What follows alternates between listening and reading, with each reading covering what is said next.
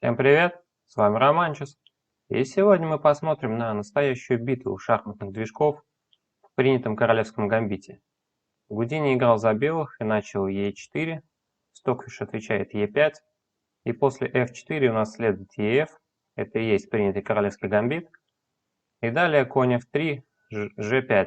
Ну пока все по теории. Затем Гудини играет слон C4, а Стоквиш отвечает с G4. И после G4 атакован конь на F3. Однако Гудини играет 2 нуля, и тем самым жертвует этого коня.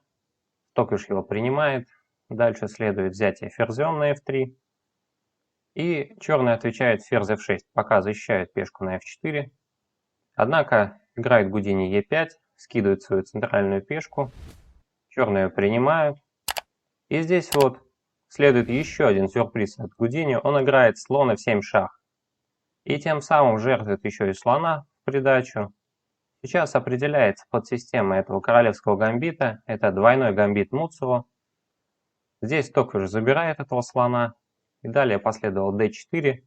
На закуску жертвуем еще одну пешку. Забирает Стоквиш и ее с шахом.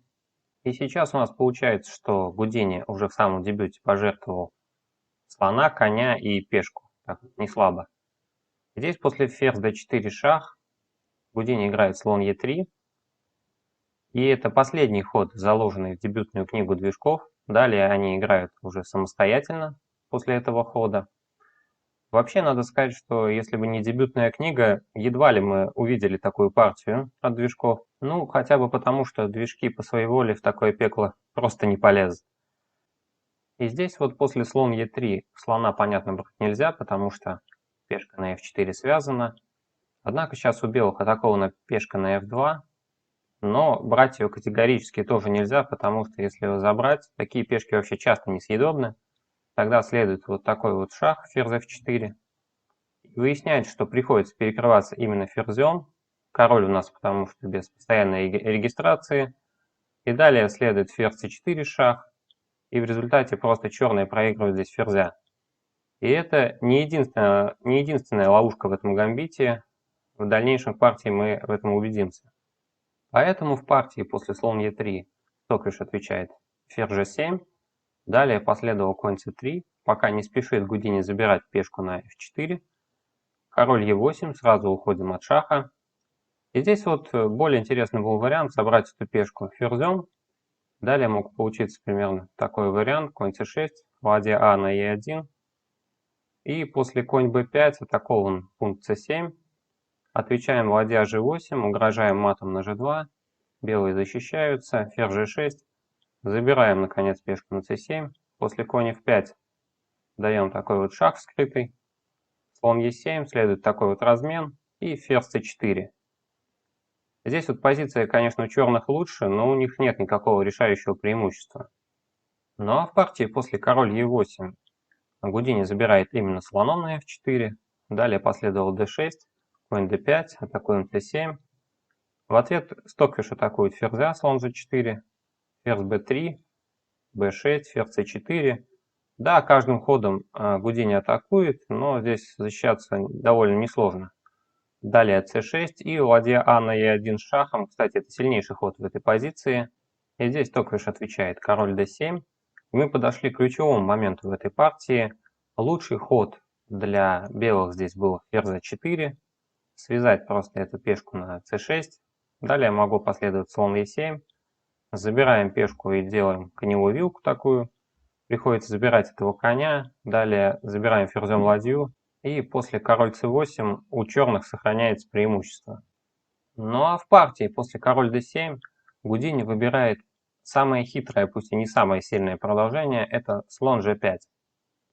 Сейчас выясняется, что у белых под боем две фигуры, это слон и конь. И это еще одна ловушка. Если здесь забрать коня на d5, то последует вот такой вот вариант. Забираем сначала слона с шахом. После король c7 заезжает ладья на e8, и сейчас уже висит мат на c8. Приходится вот так вот защищаться, отдавать ладью на a8 черным. И далее последует конь g на e7. И в результате это равная позиция, хотя, наверное, мало кто за черных хотел бы здесь играть. С другой стороны, если в этой ситуации забрать именно слона на g5 ферзем, тогда последует ладья f8, отыгрываем слона. Далее приходится играть слон h5, чтобы не допустить вторжения ладьи на e8.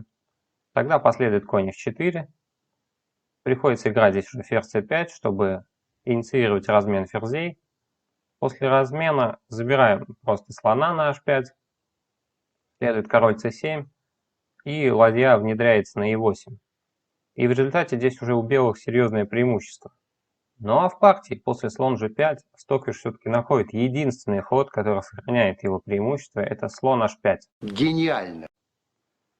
И сейчас под боем остаются у белых две фигуры. Затем последовал слон f6, атакуем ферзя с темпом. Потом конь f4, снова атакован ферзь. И здесь вот уже размен ферзей следует. Да, забирает Гудини ладью на h8.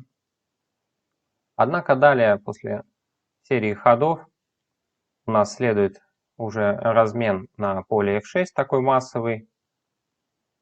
И в результате получается, что формально у белых ладья против слона и коня, и это технически выигранный эндшпиль для черных.